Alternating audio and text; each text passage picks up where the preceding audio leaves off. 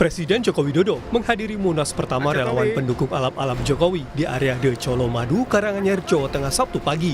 Munas relawan ini juga dihadiri Wakil Presiden terpilih, sekaligus putra sulungnya Gibran Rakabuming Raka dan Ketua Umum PSI Kaisang Pangarep. Dalam acara yang dihadiri Kapolda Jawa Tengah Irjen Ahmad Lutfi, Kaisang secara menyebut inisial Cagup L yang akan dijagokan di Pilgub Jawa Tengah. Berharap kedua calon kepala daerah ini bisa memenangkan calon gubernur pilihan saya. Gambarnya sudah banyak, jadi saya kira saya nggak perlu sebut. Depannya L.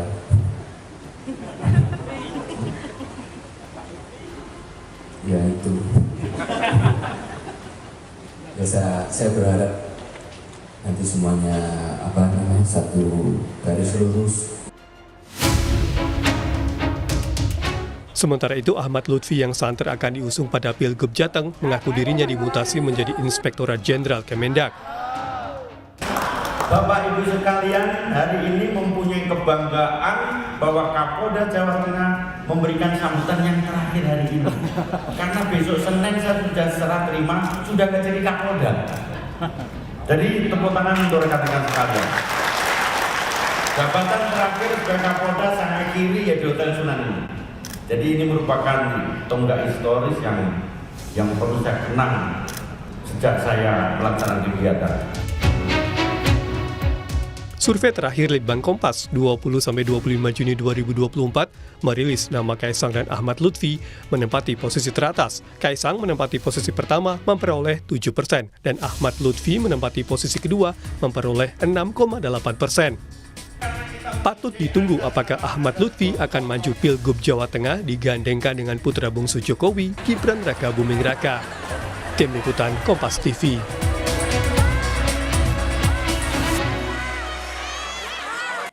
Benarkah Munas relawan alap-alap yang dihadiri Jokowi dan kedua putranya kemarin untuk disiapkan untuk Ahmad Lutfi dan Kaisang memenangkan Pilkada Jawa Tengah?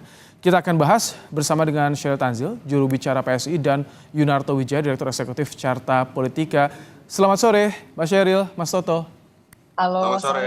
Oke, Mbak Sheryl, jadi kehadiran kemarin Pak Jokowi di Munas relawan ini apakah juga dalam bentuk sebagai restu bagi Lutfi dan Kaisang di Jawa Tengah atau bagaimana sih Mbak Sheryl?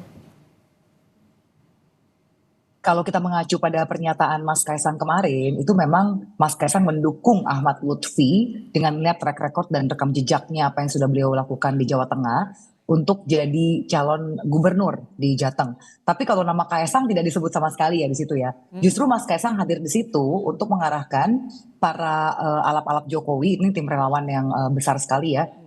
Kemarin memang ada acara resmi di Jateng, itu mengarahkan agar mereka memberikan dukungan untuk Pak Ahmad Lutfi maju sebagai calon gubernur begitu. Tapi nama Kaisang tidak ada disebut sama sekali. Tapi memang kami dari PSI, kami berharap bahwa rekan-rekan parpol lain yang ada dalam koalisi Indonesia Maju ini bisa mendukung calon yang sama, yaitu Pak Ahmad Lutfi. Dan memang sudah sekitar 1-2 pekan ini kan pembicaraan memang meracik ya bahwa untuk Jawa Tengah memang ini Pak Ahmad Lutfi ini akan jadi jagoan kita. Untuk wakilnya masih dalam pembahasan, kita masih hitung-hitungan dan juga melihat kira-kira sosoknya seperti apa yang paling cocok begitu. Oke, Mbak Sheryl, kalau Kaisang sendiri disiapkannya untuk Jawa Tengah atau Jakarta?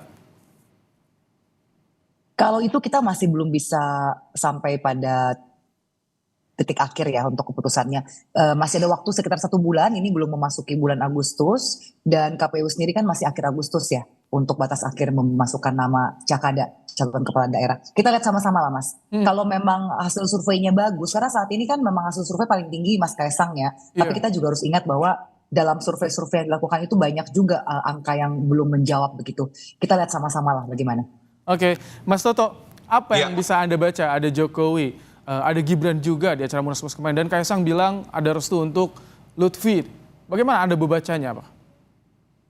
Iya, sebetulnya tidak mengagetkan ya kalau kita bicara dari dulu pun Ahmad Lutfi dalam konteks sebagai seorang polisi kita tahu dianggap orang yang dekat dengan Pak Jokowi.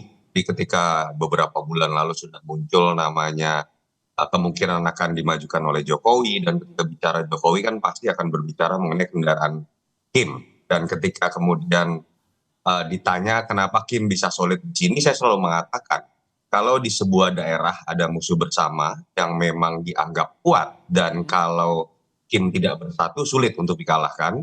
Prasyarat kedua adalah tidak ada satupun kader dari Kim yang katakanlah menonjol kuat sekali seperti terjadi pada Ridwan Kamil misalnya di Jawa Barat atau Airin misalnya di Banten. Cenderung Kim ini akan bisa solid, itu yang menurut saya sekarang sedang terjadi. Fenomena ini menurut saya biasa-biasa saja. Dalam konteks ini Pak Jokowi juga mendukung orang dekatnya juga biasa-biasa saja menurut saya. Yang menjadi menarik adalah kalau kemudian pertanyaan Mas Ibrahim tadi, walaupun Cheryl belum bisa menjawab ya, kemudian akan muncul nama Kaesang di sampingnya. Saya selalu mengatakan kalau ada pertanyaan Mas Kaesang misalnya apakah lebih baik di Jakarta ataukah di Jateng, saya selalu mengatakan kasihan kalau Mas Kaesang ini diposisikan di berbagai daerah seakan-akan pengangguran politik. Ada yang dulu mengusung pengen di Depok, ada yang di Bekasi, ada yang di Surabaya, ada yang DKI, sekarang paling ramai di Jateng. Karena Mas Kaesang sebetulnya tidak pengangguran politik. Dia sudah punya tugas yang berat sekali sebagai ketua umum partai yang pasti targetnya kan menjadi partai nasional walaupun 2 kali tidak lolos dalam parliamentary threshold. Dan tidak ada satupun ketua umum partai yang kita lihat maju sebagai level kepala daerah. Ini kasihan bukan hanya Mas Kaesangnya, tapi kasihan PSI-nya kalau diposisikan ketua umumnya hanya akan menjadi kepala daerah, apalagi wakil kepala daerah misalnya kalau terjadi Jateng. Ada kesan PSI kemudian kalau misalnya Mas Kaesang menang pun di Jawa Tengah ya hanya partai Jateng, wakil gubernur pula gitu. Padahal kita tahu dalam sistem presidensial fungsi seorang ketua umum itu sangat besar dan biasanya itu tidak terkait malah dengan posisi sebagai seorang presiden, apalagi hanya kepala daerah. Oke, saya ingin beri kesempatan Mbak Sheryl menjawab tadi karena Kaesang kasihan kalau misalkan dalam tanda petik dijual untuk di daerah-daerah, Mbak Sheryl. Saya rasa bebas saja ya kalau ada orang beropini seperti itu, tapi dalam logika saya tidak seperti itu. Parpol itu ada untuk melayani rakyat dan menyerap aspirasi dari rakyat, dari akar rumput, dari semua ranting DPC yang ada di PSI. Dan saat ini memang nama Kaesang itu banyak sekali dielulukan di berbagai daerah. Jadi bukannya pengangguran politik. Terima kasih tadi Mas Yunarto sudah mengatakan bahwa Kaesang ini sebenarnya bukan pengangguran politik karena dia berfungsi sebagai ketua umum partai. Jadi saya rasa kita sudah harus sampai pada buanglah ego jauh-jauh. Kalau memang Kaesang diinginkan oleh rakyat, bisa menjadi kepala daerah dan dia bisa membawa sesuatu yang baik untuk Jateng, saya rasa sah-sah saja kalau nanti Mas Kaesang masuk. Dan toh hingga saat ini belum ada dari Kaesang mengatakan bahwa dia akan maju pilkada begitu. Jadi ini saya rasa kita lebih banyak berpolemik ya, padahal Mas Kaesang sendiri belum pernah mengatakan bahwa dia akan maju. Yang ada adalah banyak sekali partai-partai yang menginginkan Mas Kaesang maju, misalnya di DKI Golkar sudah menyiapkan calon wakil. Sorry, saya potong. Saya belum selesai, sedikit lagi. Oke, Dan silakan. bahkan PAN per pekan ini PAN sudah mengatakan bahwa mereka itu berminggu-minggu itu bertemu dengan ketum PAN untuk meracik apakah cocok Ahmad Lutfi dan Kaesang. Tapi ini kan dari partai lain, bukan dari PSI begitu yang menyodorkan. Nah ini saya ingin bertanya juga kenapa Kaesang bilang Lutfi cocok di Jawa Tengah, padahal secara elektabilitas kan Kaesang lebih tinggi tuh kemarin di terakhir Kompas. Bagaimana Anda melihat ini? Apakah ini bisa jadi memang Kaesang disiapkan untuk di Jakarta, tidak di Jawa Tengah? Atau akan mendampingi nantinya, Mbak Sheryl? Kalau Jakarta kita dari PPPSI bahkan juga belum menyatakan ya. Tapi kan lagi-lagi saya katakan ini parpol-parpol lain yang antusias. Sekarang mungkin mereka melihat ada potensi seorang anak muda yang sangat relevan dengan para pemilih sekarang. Ingat, pemilih itu akan memilih orang yang mereka merasa ada irisan, ada relevansi dengan sosok mereka. Dan kita tahu dalam Pilpres saja 60% lebih itu adalah pemilih Gen Z, milenial muda. Dan saya rasa ini terefleksi juga dalam pemilihan pilkada nanti. Dan kalau misalnya Kaesang memilih Pak Ahmad Lutfi sangat wajar karena Pak Ahmad Lutfi ini kan orang yang karir yang betul-betul dari bawah lalu naik di Jawa Tengah, diawali dengan karirnya sebagai misalnya sebagai Kapolresta di Solo, lalu menjadi Wakapolda dan akhirnya jadi Kapolda di Jateng. Jadi orang yang betul-betul tahu betul bagaimana kondisi di Jateng. Jadi saya rasa sangat wajar kalau Mas Kaesang mempercayakan nama Pak Ahmad Lutfi. Bicara soal Ahmad Lutfi, Mas Toto, ini dimutasi nih ke Kemendag. Apa yang Anda baca dengan urgensinya apa soal mutasi Ahmad Lutfi yang saat ini kan digadang-gadang disiapkan di Jawa Tengah. Dimutasi ke Kemendag nih, Mas Toto. Sebetulnya harus kita lihat dua hal di sini ya yang menjadi catatan kritis dengan berprasangka positif ya. Kalau kita lihat mutasi ini yang menarik adalah jangan berbicara bagaimana beliau Ahmad Lutfi ditempatkan di Kemendak yang pertama. Yang pertama adalah kita lihat siapa yang menggantikan. Yang menggantikan ini adalah Brigjen Ribut Hariwibowo. Ini sosok yang dulunya adalah Kakor Bintar SSDM. Itu sosok yang paling ditakuti tanda kutip di polisi. Kenapa? Karena ini paling berhak untuk kemudian memberikan rekomendasi untuk adanya mutasi. Semoga tidak dalam konteks untuk bicara mengenai kekuasaan ya ketika berbicara pilkada nanti. Semoga tidak. Saya kan hanya berikan catatan kritis. Saya percaya Brigjen Ribut ketika pindah menjadi Kapolda Jateng bisa profesional. Yang kedua, Kemendak, catatan kritis saya juga, semoga kemudian tidak ada kritik-kritik atau kecurigaan atau Kemendak ini salah satu kementerian yang paling disorot supaya kemudian tidak terjadi permainan yang terkait dengan masalah uang, terkait dengan masalah sumber daya, karena kan otoritas terkait dengan ekspor impor misalnya biasanya ada di sini. Tapi semoga tidak. Saya tetap berprasangka positif. Saya ingin masuk kemudian lebih lanjut Mas Ibrahim begini. Menarik tadi saya dengar pernyataan Sheryl yang mengatakan menjadi hal yang sangat lumrah Kaisang misalnya atau PSI mendukung Ahmad Lutfi karena dia karir politiknya dari bawah dalam konteks polisi dan pernah ada di Jawa Tengah sebelumnya misalnya di Solo. Saya berharap sekali teman-teman PSI kembali ke jati diri ketika berbicara mencalonkan seorang, itu kembali ke bagaimana melihat nilai-nilai demokrasi. Tadi Sheryl mengatakan loh, dari bawah. Dan itu yang tidak dimiliki oleh Kaisang.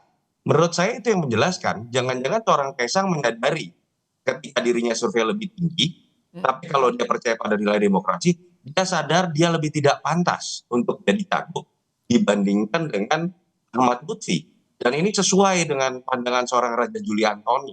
Kalau kita lihat 2015 itu pendapatnya menarik sekali.